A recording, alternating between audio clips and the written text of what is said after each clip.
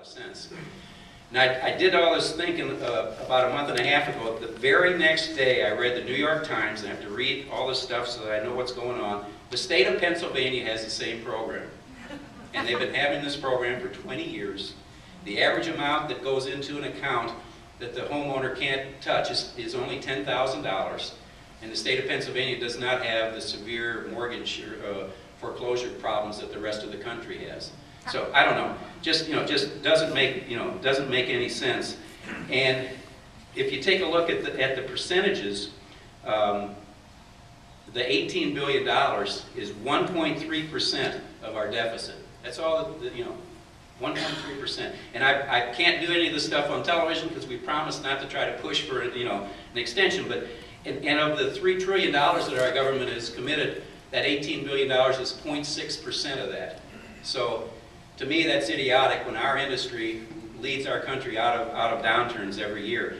Now, and you might say, okay, that's cruel to say 3 or 4 million Americans that are going to lose their home. Okay, what happens to those 3 or 4 million Americans that lose their home? That they don't have a job, they can't afford it anyway. They wind up having a bad thing on their credit. They wind up going to a home, because there's a lot of homes now for rent. Moving in, and this is documented. I've read this time and time again. They move into a rental house that's bigger than the home that they had to get foreclosed out of, and their rent's half of what they were paying for their mortgage. And in 7 years, they get their life back together, they come back to us and then buy a home. I mean, so that's the worst thing that can happen. And the other positive on doing something like this and letting the foreclosures kind of flush through the system is the quicker we get all the foreclosures flushed through our system, the faster we're going to be back in a balanced marketplace. So again, that's just my editorial comment. Now, let me talk about the buyer, the consumer that you guys are going to deal with after April 30th. And really what you need to do is go back in time to, the last time our country was in this, I call this the Great Recession. Well, the last time we were faced with this in our country was the Great Depression. And preceded the Great Depression was the Roaring 20s. Well, the early part of this century was part of, kind of like the Roaring 20s. So things went from great to boom. And we need to recognize that in the last 5 years, the consumer, the people that you're going to deal with every single day and are dealing with every single day, it's changed. They probably knew someone who went through a foreclosure or a short sale, or someone that had a mortgage company that put them in a home that they couldn't afford, or that someone who struggled to make payments, someone who was underwater with their mortgage, or someone who lost real estate in an investment if it didn't happen to them.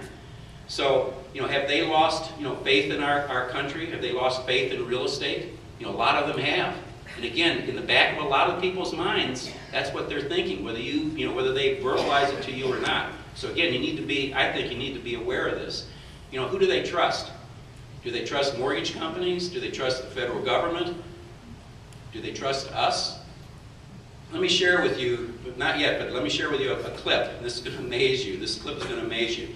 Because a lot of you ask about, when I go on television, every interview except this one was a good, positive interview. I pretty much know what they're going to ask. Usually, I don't know what they're going to ask, and I'm prepared for it.